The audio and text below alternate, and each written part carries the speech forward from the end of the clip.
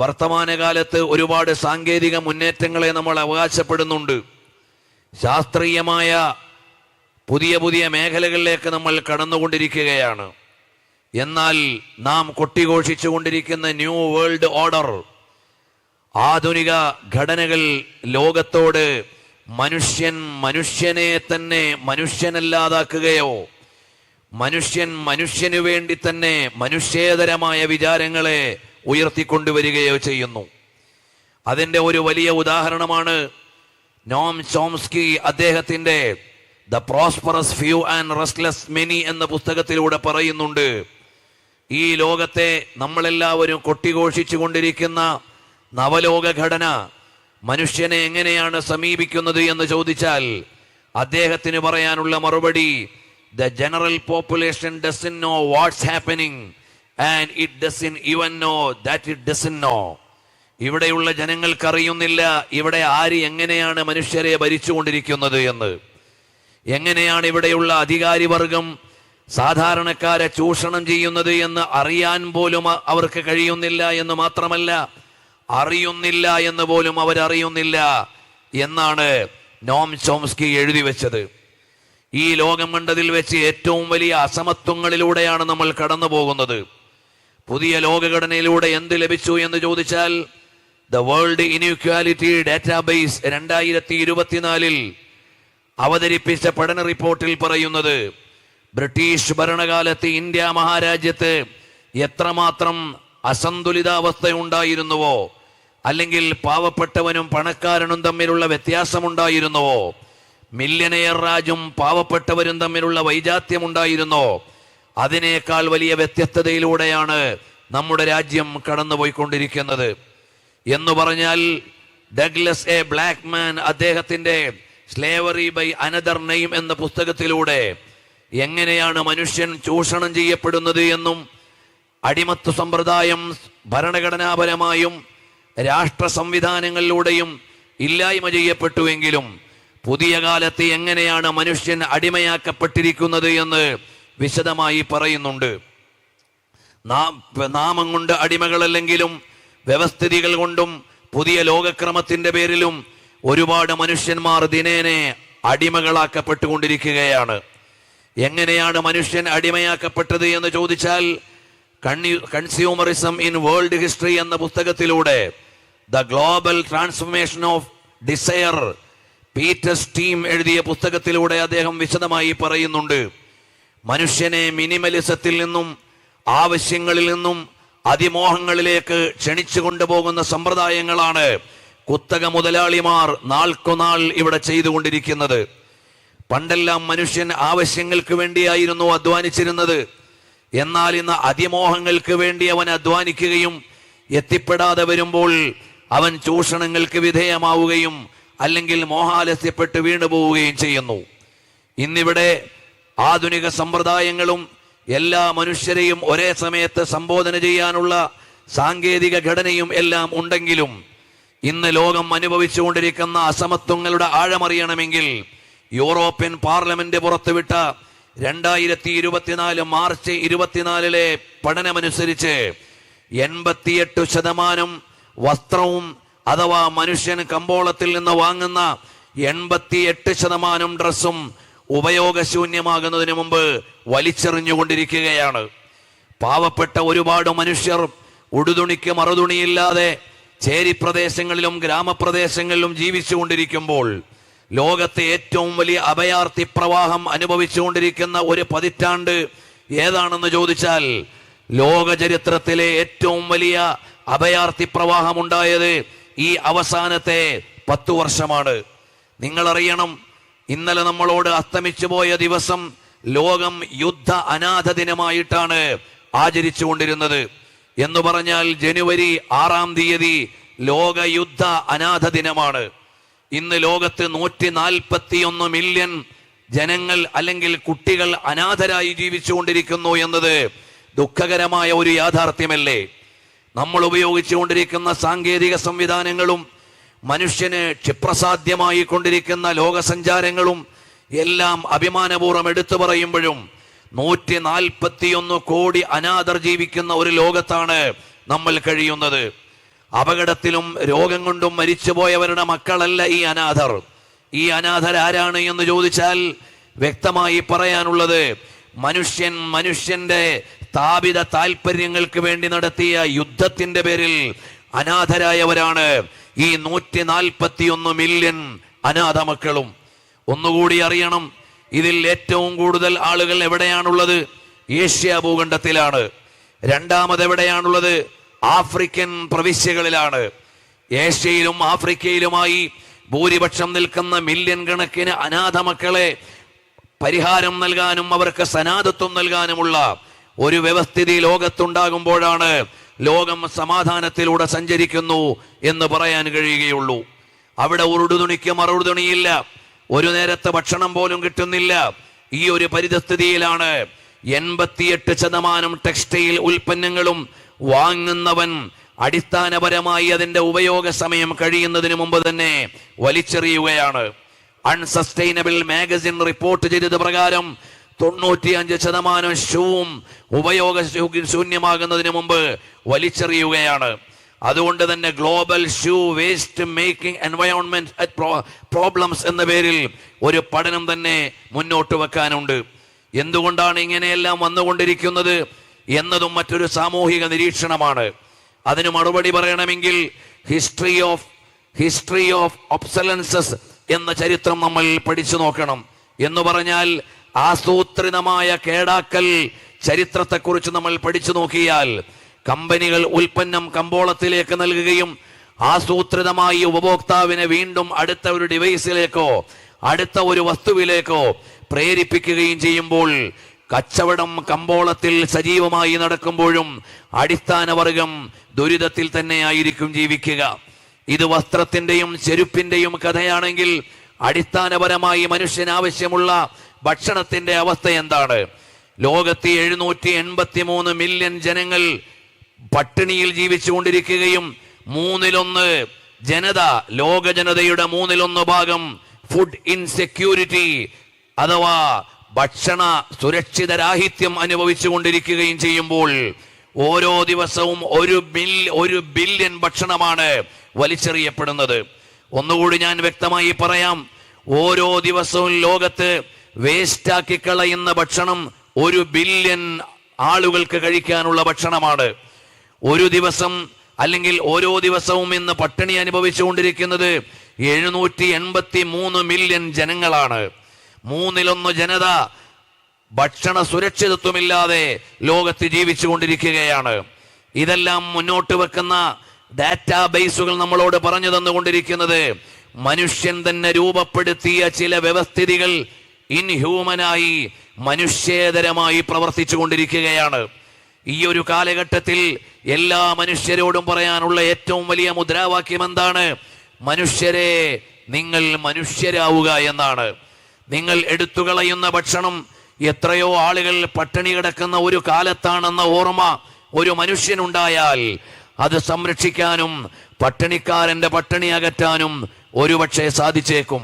നമ്മൾ ഉപയോഗിക്കുന്ന വസ്ത്രങ്ങളുടെയും വസ്തുക്കളുടെയും ഉപയോഗക്രമങ്ങൾ അവിടുന്ന് ഉദാസീനമായി നിർവഹിച്ചു കൊണ്ടിരിക്കുമ്പോൾ വസ്ത്രമില്ലാതെ പാദരക്ഷയില്ലാതെ വേദന അനുഭവിച്ചു കൊണ്ടിരിക്കുന്ന പരകോടികളെ ചിന്തിക്കാൻ നിങ്ങൾക്ക് സാധിക്കണം.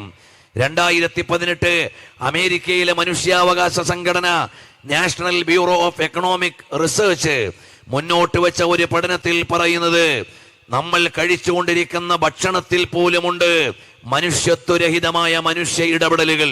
എന്ന് പറഞ്ഞാൽ നമ്മളെല്ലാവരും വലിയ പ്രതീക്ഷയോടെയും പ്രത്യാശയോടെയും കമ്പോളങ്ങളിൽ നിന്ന് വാങ്ങിക്കൊണ്ടിരിക്കുന്ന പല ലീഡിംഗ് ഉൽപ്പന്നങ്ങളും മനുഷ്യനെ കൊല്ലുന്ന വസ്തുക്കളായി മാറുകയാണ്.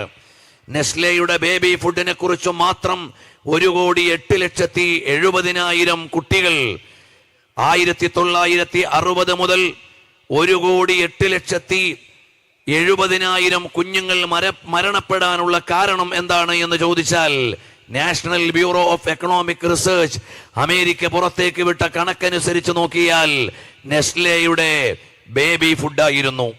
ഇതുപോലെ പല കമ്പനികൾക്കും പറയാനുണ്ട്. കമ്പനികളുടെ പേരും വിവരങ്ങളിലേക്കും തൽക്കാലം ഞാൻ പോകുന്നില്ല. 4500 കോടിയോളം വരുന്ന രൂപയാണ് അമേരിക്കയിൽ ഇത്തരം കമ്പനികൾ 2024 പിഴ കൊടുത്തിട്ടുള്ളത്. എന്ന് പറഞ്ഞാൽ അന്താരാഷ്ട്ര തലത്തിൽ ഏറ്റവും വിറ്റഴിക്കപ്പെടുന്ന ഒരു ബേബി ഫുഡിന്റെ കമ്പനി അമേരിക്കയിൽ പിഴ കൊടുക്കേണ്ടി വന്നത് 4500 കോടി രൂപയാണ്. എന്തുകൊണ്ടാണ്? അവർ മാർക്കറ്റിൽ വിറ്റുകൊണ്ടിരിക്കുന്ന ബേബി ഫുഡ്, അതിൽ നിന്ന് വിഷബാധയേറ്റ് കോടിക്കണക്കിന് കുട്ടികൾ മരണപ്പെട്ടു എന്ന് ചരിത്രത്തിന്റെ ഇന്നലകളും വർത്തമാനവും നമ്മളോട് പറഞ്ഞുകൊണ്ടിരിക്കുന്നു. ഈ കണക്കുകളിലൂടെ എന്താണ് നാം അറിയുന്നത്? ഒരു മനുഷ്യൻ തന്നെ മറ്റു മനുഷ്യരെ കൊന്നു ജീവിക്കാൻ പഠിച്ചിരിക്കുന്നു എന്നാണ് അതിന്റെ അർത്ഥം. നമ്മുടെ രാജ്യത്തെ സുരക്ഷിത സംവിധാനങ്ങൾ ഫുഡ് സേഫ്റ്റിയുടെയും അതുപോലെ തന്നെ മെഡിക്കൽ സേഫ്റ്റിയുടെയും എല്ലാം മേഖലയിലുള്ള ആളുകൾ ജാഗ്രതയോടെ പ്രവർത്തിക്കേണ്ടതുണ്ട് എന്ന ഒരു ഉണർത്തൽ കൂടിയുണ്ട്. പല വിദേശ രാജ്യങ്ങളിലും ആളുകൾ കൊല്ലപ്പെട്ടതിന്റെ പേരിൽ പിഴയടപ്പിക്കപ്പെട്ട മെഡിസിനുകളും ബേബി ഫുഡുകളും നമ്മുടെ രാജ്യത്ത് സുതാര്യമായി വിറ്റുകൊണ്ടിരിക്കുന്നുണ്ട്. അതുപോലെ നമ്മുടെ ആരോഗ്യ മേഖലയെ നിങ്ങൾ ആലോചിച്ചു നോക്കിയാൽ മനുഷ്യത്വരഹിതമായി മനുഷ്യനെ സമീപിച്ച് ചില മനുഷ്യർ കോടിപതികളാകുന്നു എന്നതാണ് ആരോഗ്യ മേഖലയുടെ സമവാക്യം. Deadly medicine and organised crime എന്ന് പറഞ്ഞാൽ ലോകത്തെ ഏറ്റവും കൂടുതൽ ആളുകൾ മരിക്കാനുള്ള പല കാരണങ്ങളിൽ ഒരു കാരണം ഇവിടെയുള്ള വിഷം നിറഞ്ഞ മരുന്നുകളാണ്. വിഷം നിറഞ്ഞ മരുന്നുകളിലൂടെ ലോകത്ത് ഒരുപാട് ആളുകൾ മരണപ്പെടുന്ന കാരണങ്ങളിൽ ഒരു കാരണം ഇവിടെയുള്ള വിഷം നിറഞ്ഞ മെഡിസിനുകളാണ്. ഇതുകൂടി പഠനവിധേയമാക്കേണ്ടതാണ് എന്നാണ് deadly medicine and organised crime നമ്മളോട് പറഞ്ഞു തന്നുകൊണ്ടിരിക്കുന്നത്. ഇന്നിവിടെ ഓരോ ദിവസവും ഡോക്ടർമാർ എഴുതിക്കൊണ്ടിരിക്കുന്ന മരുന്നുകളിൽ 75% രോഗികൾക്ക് ആവശ്യമുള്ളതല്ല. അതുകൊണ്ടാണ് when God care how drug companies mislead doctors and harm patients, എങ്ങനെയാണ് മെഡിക്കൽ കമ്പനികൾ രോഗികളെയും അതുപോലെ മറ്റുള്ളവരെയും ചൂഷണം ചെയ്തുകൊണ്ടിരിക്കുന്നത് എന്ന് നമ്മളോട് ഒരുപാട് പഠനങ്ങൾ പറഞ്ഞു തന്നുകൊണ്ടിരിക്കുകയാണ്. നമ്മൾ ഇന്ന് മാർക്കറ്റിൽ നിന്ന് വാങ്ങിക്കൊണ്ടിരിക്കുന്ന മരുന്നുകൾക്ക് 5000-ഉം 10000-ഉം അടിസ്ഥാന മൂല്യത്തിന്റെ 5000-ഉം 10000-ഉം ഇരട്ടി വില വാങ്ങുന്ന മെഡിസിനുകൾ ഇന്ന് മാർക്കറ്റുകളിലുണ്ട്. എന്ന് പറഞ്ഞാൽ ഒരു രോഗിക്ക് ആവശ്യമായ മരുന്ന് പോലും അതിന്റെ അടിസ്ഥാന മൂല്യത്തിന്റെ 5000-മോ 10000-മോ ഇരട്ടി കൊടുത്ത് വാങ്ങേണ്ടി വരുന്നത് മനുഷ്യൻ ഉണ്ടാക്കി വെച്ച സമ്പ്രദായത്തിന്റെയും കമ്പോള താല്പര്യങ്ങളുടെയും പേരിലാണ് എന്ന് നമ്മൾ അറിയേണ്ടതുണ്ട്. Each year more than 1 million animals are killed in US. എന്ന് പറഞ്ഞാൽ മനുഷ്യൻ ഉണ്ടാക്കുന്ന മരുന്നിന്റെ പേരിൽ ഓരോ വർഷവും അമേരിക്കയിൽ മാത്രം 10 മില്യണിലേറെ ജന്തുക്കളാണ് മരിച്ചു വീണുകൊണ്ടിരിക്കുന്നത്. ഏത് രൂപത്തിലാണ്? ജന്തുക്കൾക്ക് മരുന്ന് പരീക്ഷണം നടത്തുന്നതിന്റെ പേരിൽ. എന്തിനേറെ, ഇന്ത്യയിലെ ഏറ്റവും വലിയ മെഡിക്കൽ സ്ഥാപനമായ എയിംസിന് കീഴിൽ പോലും മരുന്ന് പരീക്ഷണത്തിന്റെ പേരിൽ എത്ര മനുഷ്യരാണ് കൊല്ലപ്പെട്ടത് എന്ന കണക്കുകൾ അത്ഭുതകരമായി നമ്മൾ വായിക്കേണ്ടി വരികയാണ്. ഇങ്ങനെ അസമത്വങ്ങളുടെയും അക്രമത്തിന്റെയും മനുഷ്യൻ തന്നെ രൂപപ്പെടുത്തുന്ന കമ്പോള വിചാരത്തിന്റെയും കച്ചവട ചിന്തയുടെയും പേരിൽ മനുഷ്യന അല്ലാതായി കൊണ്ടിരിക്കുമ്പോൾ എല്ലാവരോടും പറയാനുള്ളത്, അല്ലയോ മനുഷ്യ, നീ ശരിയായ ഒരു മനുഷ്യനാകാൻ ശ്രമിക്കണം. പുതിയ കാലത്ത് എല്ലാവരും ലിബറലിസത്തിന്റെ വിചാരങ്ങളിലേക്ക് കൂടുതൽ അടുത്തുകൊണ്ടിരിക്കുകയാണ്. എല്ലാ അതിരുകളും ലംഘിച്ചുകൊണ്ടിരിക്കുന്ന സ്വതന്ത്രവാദത്തിന്റെയും സ്വതന്ത്ര വിചാരത്തിന്റെയും നടുവിലേക്ക് മനുഷ്യൻ വീണുകൊണ്ടിരിക്കുമ്പോൾ ആങ്ഷ്യസ് ജനറേഷനെ ഉൽപ്പാദിപ്പിക്കുകയും അതിലൂടെ കമ്പോളം പൊടിപിടിക്കുകയും ചെയ്യുക എന്നത് ഇവിടെയുള്ള കുത്തക താല്പര്യങ്ങളാണ് എന്ന് തിരിച്ചറിയാൻ നമുക്കാവണം. എന്ന് പറഞ്ഞാൽ അശ്ലീലങ്ങളിലൂടെ മനുഷ്യനെ പൂർണ്ണ സ്വാതന്ത്ര്യം എന്ന പേരിൽ അനാവശ്യങ്ങളിലേക്ക് മനുഷ്യനെ നയിച്ചു കൊണ്ടുപോവുക എന്നത് അപകടകരമായി മാനുഷിക മൂല്യങ്ങളെ ബാധിച്ചുകൊണ്ടിരിക്കുകയാണ്. നമ്മൾ നിരന്തരമായി നമ്മുടെ ഉസ്താദുമാർ, നമ്മുടെ പ്രസ്ഥാനം, നമ്മുടെ പണ്ഡിത സഭ ലോകത്തോട് വിളിച്ചു പറയുന്നത് എല്ലാ മനുഷ്യർക്കും ക്ഷേമമുള്ള വ്യവസ്ഥിതിയുടെ ഭാഗമായി നിങ്ങൾ മാറണമെന്നാണ്. ഉപ്പ് തൊട്ട് കർപ്പൂരം വരെയും ഗ്രാമം മുതൽ മെട്രോപൊളിറ്റൻ സിറ്റികൾ വരെയും മനുഷ്യത്വപരമായി പെരുമാറേണ്ട പലയിടങ്ങളിലും മനുഷ്യൻ തന്നെ ഉണ്ടാക്കി വെച്ച മനുഷ്യത്വരഹിതമായ വിചാരങ്ങളുടെയും ഇടപെടലുകളുടെയും പേരിൽ മനുഷ്യനെ തന്നെ കൊന്നുകൊണ്ടിരിക്കുന്നു. മാനുഷിക മൂല്യങ്ങളെ ഹിംസിച്ചു കൊണ്ടിരിക്കുന്നു. ഇവിടെ അടിസ്ഥാനപരമായി ഒരു ധർമ്മബോധമുള്ള ഒരു പ്രസ്ഥാനത്തിന് വിളിച്ചു പറയാനുള്ളത്, മനുഷ്യരെ, നിങ്ങൾ മാനവിക വിചാരങ്ങളിലേക്ക് കടന്നു വരണം. മനുഷ്യകുലത്തിന്റെ പൊതുവായ ക്ഷേമങ്ങളിലേക്ക് നമ്മളെല്ലാവരും ഒരുമിച്ച് ചിന്തിക്കണം. മഹാനായ ശൈഖുന സുൽത്താനുൽ ഉലമ കാന്തപുരം ഉസ്താദ് പ്രായാധിക്യത്തിലും അവിടുത്തെ വിശ്രമ ജീവിതത്തിന് വേണ്ടി തിരഞ്ഞെടുക്കേണ്ട നാളുകളെ മുഴുവനും പരിശ്രമത്തിന്റെ പാതയിലൂടെ ജനഹൃദയങ്ങളിലൂടെ സഞ്ചരിച്ചു കൊണ്ടിരിക്കുന്നത് കേവലം ഒരു പ്രസ്ഥാനത്തെ പ്രചരിപ്പിക്കാൻ വേണ്ടിയല്ല.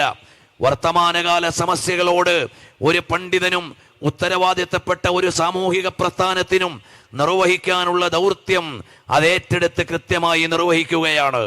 ജാതിയുടെയും മതത്തിൻ്റെയും വർഗത്തിൻ്റെയും വർണ്ണത്തിൻ്റെയും ദേശത്തിൻ്റെയും ഭാഷയുടെയും എല്ലാവിധ വൈജാത്യങ്ങൾക്കും അതീതമായി മനുഷ്യൻ മനുഷ്യനാണ് എന്ന് തിരിച്ചറിയാനുള്ള ബോധ്യങ്ങളിലേക്ക് നിരന്തരമായി വിളിച്ചു പറഞ്ഞുകൊണ്ടിരിക്കുകയാണ്. നിരന്തരമായി ജനങ്ങളെ സംബോധന ചെയ്തുകൊണ്ടിരിക്കുകയാണ്. 1-ാം തീയതി മുതൽ കേരളത്തിന്റെ ഹൃദയഭൂമികയിലൂടെ സഞ്ചരിച്ചു കൊണ്ടിരിക്കുന്ന ഈ കേരള യാത്ര എല്ലാ വിഭാഗം ജനങ്ങളെയും തൊട്ടുണർത്തുകയാണ്. പ്രിയമുള്ളവരെ, ആധുനിക കലാലയങ്ങളിലേക്ക് നോക്കി നമുക്ക് ചിലത് പറയാനുണ്ട്.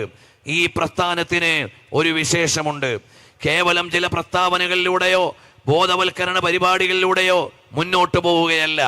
ഏതൊക്കെ പ്രശ്നങ്ങളെയാണോ നമ്മൾ നിരീക്ഷിക്കുന്നത് അതിനെല്ലാം ആവുന്ന പരിഹാരങ്ങളിലൂടെയാണ് നമ്മൾ പോകുന്നത്. മെഡിക്കൽ രംഗത്തെ ചൂഷണങ്ങൾ വരുമ്പോൾ ധാർമ്മിക വിചാരമുള്ള മെഡിക്കൽ സ്ഥാപനങ്ങളും ചികിത്സിക്കുന്ന ഡോക്ടർമാരും ഉണ്ടാകണമെന്ന് നമ്മൾ വിചാരിക്കുകയും നിർമ്മാണപരമായി അതിന്റെ പ്രവർത്തനങ്ങൾക്ക് സുൽത്താനുൽ ഉലമ കാന്തപുരം ഉസ്താദ് അവർകൾ സാരഥ്യം വഹിക്കുകയും ചെയ്യുന്നു. നിയമമേഖലയിൽ പരിജ്ഞാനമില്ലാത്ത സാധാരണക്കാർ ഒരുപാട് അവകാശങ്ങൾ ലഭിക്കാതെ അവഗണിക്കപ്പെട്ടുകൊണ്ടിരിക്കുമ്പോൾ നിയമജ്ഞന്മാരും നിയമ ഉദ്യോഗസ്ഥന്മാരും ധാർമ്മിക വിചാരത്തിന്റെ ഭൂമികയിലൂടെ വളർന്നു വരികയും രൂപപ്പെട്ടു വരികയും സാമൂഹിക ബോധവും ബാധ്യത ബോധവുമുള്ള ജനങ്ങളെ പാകപ്പെടുത്തുന്നതിന് വേണ്ടി നിയമസ്ഥാപനങ്ങൾ വരെ നിർമ്മിക്കാനും നിയമ പണ്ഡിതന്മാരെ പാകപ്പെടുത്തിയെടുക്കാനും നമ്മുടെ പ്രസ്ഥാനവും അതിൻ്റെ അജയ്യമായ സാരഥ്യവും നിരന്തരമായി പരിശ്രമിച്ചു കൊണ്ടിരിക്കുകയാണ്. സമൂഹത്തിന്റെ ഏതൊക്കെ തലത്തിലാണോ ഹ്യൂമൻ റിസോഴ്സുകൾ ഏറ്റവും നന്നായി ആവശ്യമുള്ളത് അവിടെയെല്ലാം ആവശ്യമായ ഹ്യൂമൻ റിസോഴ്സ് നിക്ഷേപിക്കാൻ നിരന്തരമായി നമ്മുടെ പ്രസ്ഥാനം ശ്രമിച്ചുകൊണ്ടിരിക്കുന്നു. നമ്മുടെ സാന്ത്വനം സംവിധാനത്തിലൂടെ യാതൊരു ഭൗതിക താല്പര്യവുമില്ലാതെ മനുഷ്യർക്ക് സേവനം ചെയ്യാനുള്ള ആയിരക്കണക്കിന് വളണ്ടിയർമാരെ കഴിഞ്ഞ പതിറ്റാണ്ടിലേറെയായി മാതൃകാപരമായി എല്ലായിടങ്ങളിലും സമർപ്പിച്ചുകൊണ്ടാണ് ഈ പ്രസ്ഥാനത്തിന്റെ നായകർ ഹൃദയഭൂമികയിലൂടെ ഈ സഞ്ചാരം നടത്തിക്കൊണ്ടിരിക്കുന്നത്.